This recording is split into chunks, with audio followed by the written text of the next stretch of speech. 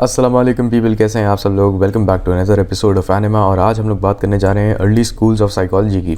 Now हम लोग पहले ही एक बार पढ़ चुके हैं कि यार जितनी भी हम लोग हिस्ट्री पढ़ते हैं वो वेस्टर्न पर्सपेक्टिव से पढ़ते हैं, किसी भी सब्जेक्ट की, चाहे वो साइकोलॉजी हो, फिलॉसफी हो या मेडिसिन हो। तो जहाँ तक हम बात करते हैं साइकोलॉजी की, it is important to realise कि अलग अलग कंट्रीज़ में, अलग अलग कल्चर्स में साइकोलॉजी की इंपॉर्टेंस पहले से ही थी। We have already had a look कि महाभारत या रामायण के अंदर किस तरीके से साइकोलॉजी के प्रिंसिपल्स एक्ट कर रहे हैं, या फिर चाइनीज़ ऑफिशियल्स किस तरीके से अपने सिविल सर्विसेज का जो एग्ज़ाम था उसे लिया करते थे, उसके अंदर मेंटल एप्टीट्यूड के भी क्वेश्चंस पूछा करते थे। In fact I got a complete list out here जहाँ पे ये सब लिखा हुआ है कि कौन कौन से अरबिक फिलोसफर्स थे जिन्होंने इसमें काम करा है। So I am just going to read about a few names to you. So at first we have Ibn Tufail, जिन्होंने टैबुला रासा का कंसेप्ट दिया था। टैबुला रासा क्या होता है भाई, हम अभी आगे जाके पढ़ेंगे, डोंट वरी। आगे हमारे पास है इब्न सीरीन, जिन्होंने ड्रीम इंटरप्रिटेशन पे एक किताब लिखी थी उस वक्त। अल-किंदी ऑफ कोर्स, जिन्होंने म्यूज़िक थेरेपी का एक फॉर्म डेवलप किया था। अब आप सोच सकते हैं ये किस तरीके की बात हो रही है यहाँ पे। Music therapy, Arabic culture, Islamic empire के दौरान। तो that is how far ahead we were at a particular time है। एक और बात मैं हाईलाइट करना चाहूँगा कि हमेशा से साइकोलॉजी इतनी साइंटिफिक नहीं रही है। ये तो बात हम लोग पहले भी कर चुके हैं हिस्ट्री ऑफ साइकोलॉजी वाले वीडियो में। कभी भाई ह्यूमरल डिस्कशंस हो रहे थे, कभी ये हो रहा था कि भाई सब चीज़ें सोल से हो रही हैं और सोल की बीमारी है, इस वजह से साइकोलॉजिकल प्रॉब्लम्स हो रही हैं। अब ऑफ कोर्स ये late you can say late millennium में भी चलता रहा, और इस वजह से चलता रहा कि मतलब कुछ रिसर्चर्स हमेशा थे। जैसे एक बहुत ही फेमस केस है फ्रांस जोसेफ गाल का, जो एक फ्रेनोलॉजिस्ट थे। अब आप कहेंगे भाई फ्रेनोलॉजी क्या होती है। फ्रेनोलॉजी बेसिकली ये होती है कि you try to tell about a person's personality by feeling the bumps on their head. तो उनके सर के ऊपर जो बम्प्स होते थे, मान लिए किसी का अनइवन पैटर्न होता है, हमारे भाई सबके स्कल्स अलग ही शेप के होते हैं, तो उनको आप छू के बता देते भाई इस इंसान की पर्सनैलिटी कैसी होगी। ऑफ कोर्स इसका कोई साइंटिफिक बेसिस तो था नहीं, बट नॉनदलेस हम लोग क्योंकि वेस्टर्न हिस्ट्री पढ़ रहे हैं एंड क्योंकि हम लोग इस वक्त पर्सनैलिटीज स्कूल पे फोकस कर रहे हैं, so let's just focus on schools and get right into it. First school of course structuralism है। Structuralism was actually founded somewhat by Edward Titchener. कुछ लोग ये भी कहते हैं कि विलियम वुंड और एडवर्ड टिश्नर ने मिलके इसको फाउंड किया है। हम जानते हैं कि विलियम वुंड ने सबसे पहली लेबोरेटरी तो अपनी लाइप्जिग में बना दी थी 1879 में ही, लेकिन उनके जो स्टूडेंट थे Edward Titchener, he is credited with focusing too much on the theory of structuralism. तो हम लोगों को एक बात समझनी पड़ेगी कि अर्ली 1900s का जो पीरियड था, या आप कह सकते हैं बिल्कुल लेट 1800s का जो पीरियड था, उसके अंदर साइंस के अंदर बहुत ज़्यादा डेवलपमेंट्स हो रहे थे।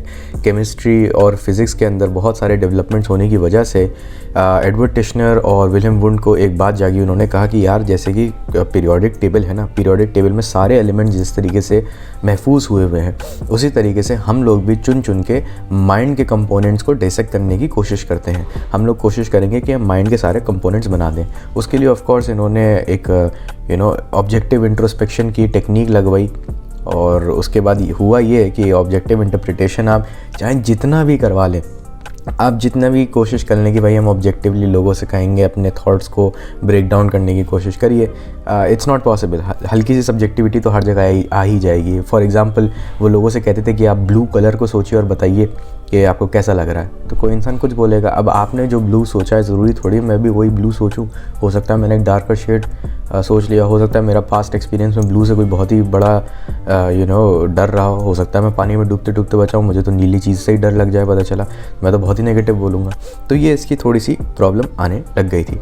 फिर बात आती है जो सेकेंड स्कूल है वो फंक्शनलिज्म है। हम जानते हैं हार्वर्ड यूनिवर्सिटी के अंदर विलियम जेम्स जो थे, who was by profession a medicine वाला बंदा, मतलब basically he was a physiologist but he never actually practiced medicine। ये बहुत ही interesting है, but instead he was more focused in psychology and philosophy। So even though he had a degree of medicine he never practiced it। and William James जो थे उन्होंने कहा कि यार देखो स्ट्रक्चर वक्चर सब सही है अपनी अपनी जगह पे, इसको अलग रखते हैं, हम लोग फंक्शन पे फोकस करते हैं, क्योंकि स्ट्रक्चर हमसे नहीं हो पाएगा, स्ट्रक्चर बहुत ही सब्जेक्टिव चीज़ है, हम लोग फंक्शन पे फोकस कर लेंगे। बट ऑफ कोर्स ये भी दिक्कत हो गई, क्योंकि how do you find the function when you do not understand the structure of the mind. So आप फंक्शन ऑफ द माइंड कैसे ढूंढेंगे किसी चीज़ का जब उसका स्ट्रक्चर ही आपको नहीं पता है। Function and structure are correlated रहा, तो कहीं ना कहीं तो ओवरलैप होगा। तीसरी जो फिर हमारे पास एक फील्ड आती है जो सबसे फेमस फील्ड है साइकोलॉजी की, of course that is the psychoanalytic field. बाद में जाके साइकोडायनेमिक हुई थी, वो कैसे हुई थी वो हम बात करेंगे।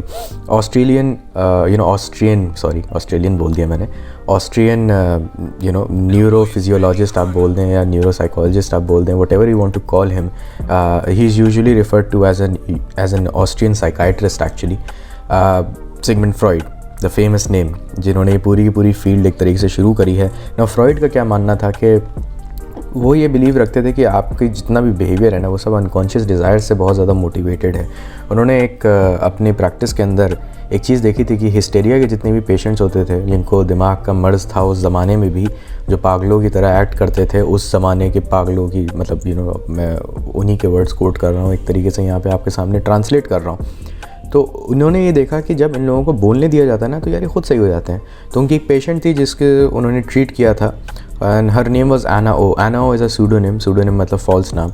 ऐसा नहीं है कि हमें उसका ओरिजिनल नाम नहीं पता है। अब एना ओ की आइडेंटिटी हम लोग जानते हैं, आप गूगल पे सर्च करेंगे आपको एना ओ की आइडेंटिटी मिल जाएगी। सो बेसिकली फ्रॉइड का उस पर एक पूरी केस स्टडी थी कि भाई इसको हमने ऐसे ऐसे करा, इसको हमने बात करने दी, and her issues got resolve to a certain extent. तो फ्रॉइड का ये मानना था कि हर चीज़ जो है वो unconscious and usually sexual desires से मोटिवेटेड होती है। उसने ओडिपल मिथ को बहुत ज़्यादा अच्छी तरीके से एक्सप्लोर किया था, जो सोफोक्लिस का एक प्ले है बहुत फेमस, ओडिपस रेक्स नाम करके। तो उसने ये कहा था कि जितने भी लोग होते हैं they usually want to sleep with their mother. And ये एक ऐसा डिस्कशन है जो जब भी आएगा किसी भी फील्ड के अंदर, मतलब किसी भी फील्ड के अंदर इस टाइप का डिस्कशन जब आता है देसी फैमिलीज़ के अंदर, तो of course everybody is like भाई ये क्या बोल रहा है। But try to understand what does Freud mean here. He is not talking about everybody who wishes to sleep with their mother. There is a metaphor here. Try to understand what the metaphor is. The metaphor is that a person who does not develop himself into an individual falls prey to ill-constructed boundaries and hence ruins himself. क्या हो रहा है यहाँ पे? आपने boundary नहीं create करी। If you do not create a boundary with the people you are close to, your friends, your father, your mother, your sister, your son, anyone, एक बाउंड्री होना ज़रूरी है। अगर आपने नहीं क्रिएट करी then you fail as an individual. So Oedipus की जो कहानी है it's actually a failed hero myth कहीं ना कहीं। एंड उसका जो आइडिया था पूरे का पूरा जो उसका सोल्यूशन था वो ये था कि भाई अपनी आइडेंटिटी अलग से कार्व आउट करें। इनफैक्ट फ्रॉइड का जो एक स्टूडेंट था Carl Jung, who is amazingly genius person in his own regard, he actually differed with Freud काफ़ी हद तक बाद में जाके रिलीजन के ऊपर। फ्रॉइड बिलीव कि रिलीजन का कोई यूज़ नहीं है, बस कार्ल यूंग बिलीव कि रिलीजन के अंदर there rise some deep archaic answers जिनको फॉलो करके man can actually develop himself. बहुत ही लंबा डिबेट है भाई कि एरिक न्यूमन ने क्या कहा है, कार्ल यूंग ने क्या कहा है और फ्रॉइड ने क्या कहा है। अगर हम उस पर बात करने बैठे तो लिटरली ये वीडियो कम से कम 3-4 घंटे लंबा हो सकता है। Now we come to another school that is of course behaviourism. ये एक ऐसी फील्ड है जो आप मतलब कहीं पे भी चले जाएं, किसी भी सोशल साइंस के सब्जेक्ट में, लिंग्विस्टिक्स में आप चले जाएं, आप चाहें तो साइकोलॉजी में चले जाएं, आप लैंग्वेज एक्विजिशन के अंदर चले जाएं, आप पॉलिटिकल साइंस में चले जाएं, आपको बिहेवियरिस्ट थ्योरीज हर जगह मिल जाएंगी। एंड दैट इज़ बेसिकली कि यार हम नहीं फोकस कर रहे किसी भी चीज़ पे, हमें अनकॉन्शियस से मतलब नहीं, हमें माइंड से मतलब नहीं, हमें मतलब है सिर्फ ऑब्जर्वेबल बिहेवियर से। अब आप लोग कहेंगे यार फंक्शनलिज्म से अलग कैसे? Functionalism was about the function of the mind, behaviourism is about the behaviour of the human body. समझ रहे हैं? यहाँ माइंड का कोई जिक्र ही नहीं है। It is almost as if the mind does not exist. In fact इस फील्ड के जो प्रोपोनेंट सबसे बड़े रहे हैं उनका नाम जॉन बी वॉटसन रहा है। तो आप जॉन वॉटसन से याद रख सकते हैं शेरलॉक होम्स से, मैंने भी ऐसे ही याद रखा था। तो जॉन बी वॉटसन की जहाँ तक हम बात करें तो उनका एक बहुत ही फेमस कोट है जो मुझे बहुत ही धाकड़ लगता है, और वो ये है कि basically if you give me children then and give me the right conditions, I can shape them into lawyers, doctors, engineers, whatever you want them to be. अब ये of course verbatim तो नहीं है, थोड़ा सा मैं अपनी तरफ से मिर्च मसाला डाल रहा हूँ जिन्होंने कहा था, लेकिन that was the gist of everything that he said. and वो ये मानते थे कि बच्चे जो होते हैं वो टैबुला राजा पैदा होते हैं। तो हमने अभी याद है ना, मैं अरबिक फिलोसफर जब आपको गिना रहा था तो मैंने टैबुला राजा एक बार बोला था। सो टैबुला राजा बेसिकली मीन्स ब्लैंक स्लेट, यानी कि इंसान जो है वो जब पैदा होता है तो उसके पास कोई भी आइडिया नहीं होता, वो हर चीज़ सीखता है, वो हर एक चीज़ सीखता है ना। Of course modern day psychology realises कि ऐसे नहीं है, और कुछ चीज़ें आपके अंदर पहले से होती हैं, जैसे ग्रास्पिंग रिफ्लेक्स होता है, बच्चे का पकड़ने का जो रिफ्लेक्स होता है, जैसे आप उसे उंगली देंगे तो बच्चा ऑटोमेटिकली पकड़ लेगा। That is not something you teach it to, but उसे आता है।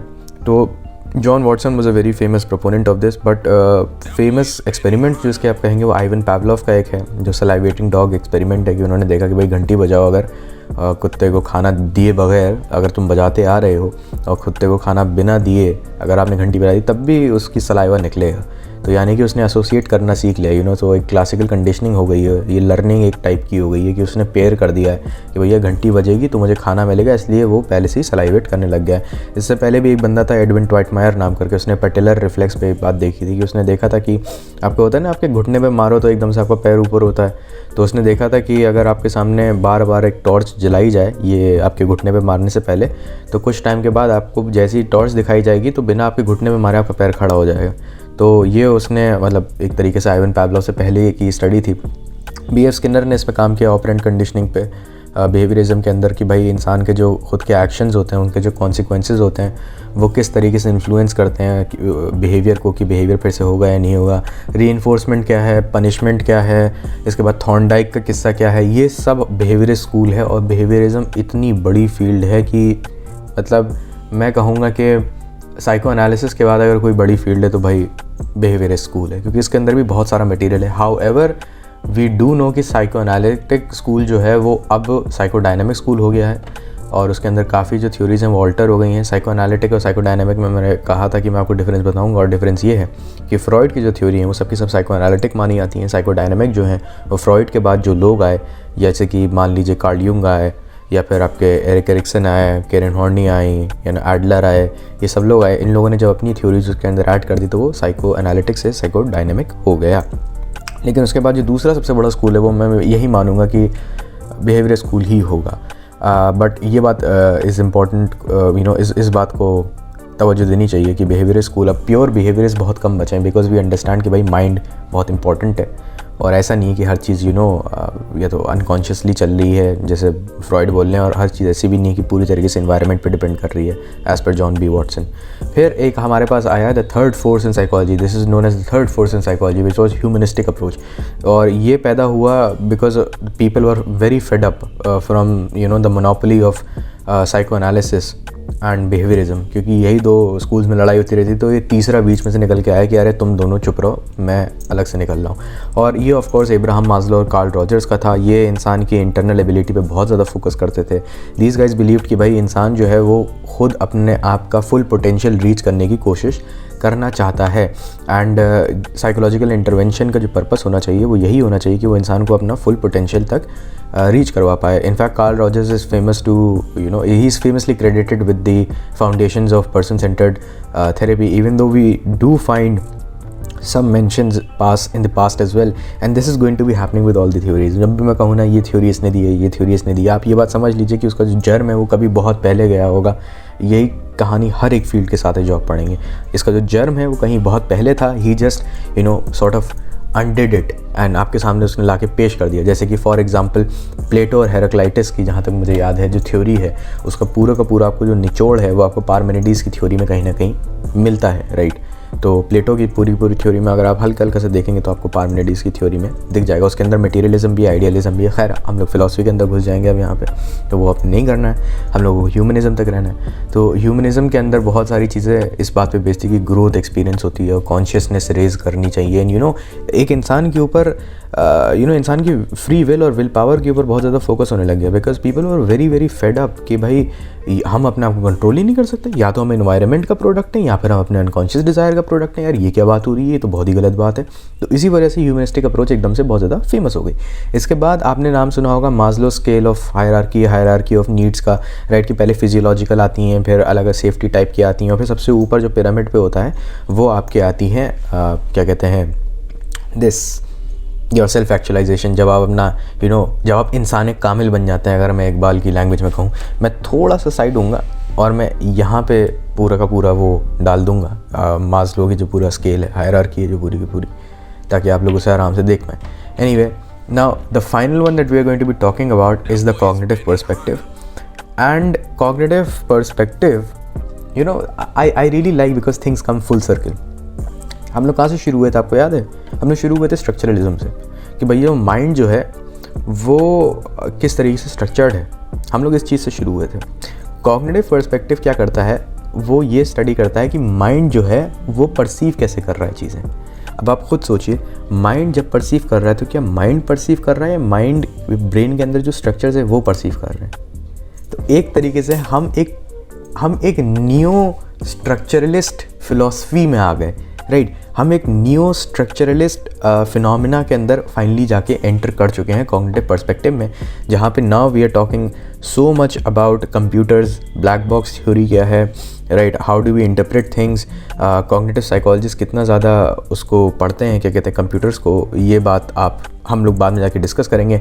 जॉन पियाजे, उनकी जो थ्योरीज़ हैं स्कीमा को लेके कि schema is the way we represent the world around ourselves, and जैसे जैसे हम बड़े होते जाते हैं हमारे स्कीमा बनते जाते हैं और हम अलग अलग रिप्रेजेंटेशंस ड्रॉ आउट करते हैं। जॉन पियाजे is known as the father of cognitive psychology by the way. Cognitive psychology के अंदर अपने आप ही बायो साइकोलॉजी जाके जुड़ जाती है। इनफैक्ट अब बिहेवियरिस्ट अप्रोच को अकेले पढ़ा भी नहीं जाता, इसको बोला ही कॉग्निटिव बिहेवियरल थेरेपी बोला जाता है। सो यू सी कि कॉग्निटिव अप्रोच ने आके कितना कुछ चीज़ों को चेंज कर दिया है। And right now we are moving towards a more unified theory where the mind and biology is sort of unifying itself. In fact, the current model which we are using in clinical psychology is the biopsychosocial model. There is biology in it, there is the social aspect, and then there is the psychological aspect in it. तो biopsychosocial model जो है उसके अंदर biology भी है, sociology भी है, end of course psychology भी है। तो तीनों चीज़ों को मिला के आगे बढ़ा जा रहा है। इनफैक्ट एक फेमस सेइंग है that everything psychological is biological, right, कि जब भी कोई साइकोलॉजी में मसला होता है तो कोई ना कोई उसका बायोलॉजिकल डेरिवेट आपको मिल ही जाएगा, राइट। मे बी वो उस फॉर्म में आपको नहीं दिखेगा कि आपको बहुत ही क्लियर कट इंजरी नहीं दिखेगी कि हैमरेज हो गया है, क्या हो गया है। May be it will be very small scale, जैसे कि न्यूरोट्रांसमीटर के अंदर कोई दिक्कत आ गई। जैसे मान लीजिए अगर आपको डिप्रेशन हो रहा है तो maybe your serotonin level is too low, right. अब वो दोनों ही वजह से हो सकता है, मे बी सेरोटोनिन रिलीज़ बहुत कम हो रहा है, या फिर रिलीज़ तो हो रहा है मगर आपके सेरोटोनिन रिसेप्टर्स जो हैं, जो 5-HT1A ऑटो रिसेप्टर हैं, हेटेरो रिसेप्टर हैं, उनकी डेंसिटी में कुछ दिक्कत आ रही है। तो ये सारी जो बातें हैं इन सब को मद्देनज़र रखते हुए this is your early schools of psychology, and इंशाल्लाह I will see you next Wednesday या थर्सडे. Take care.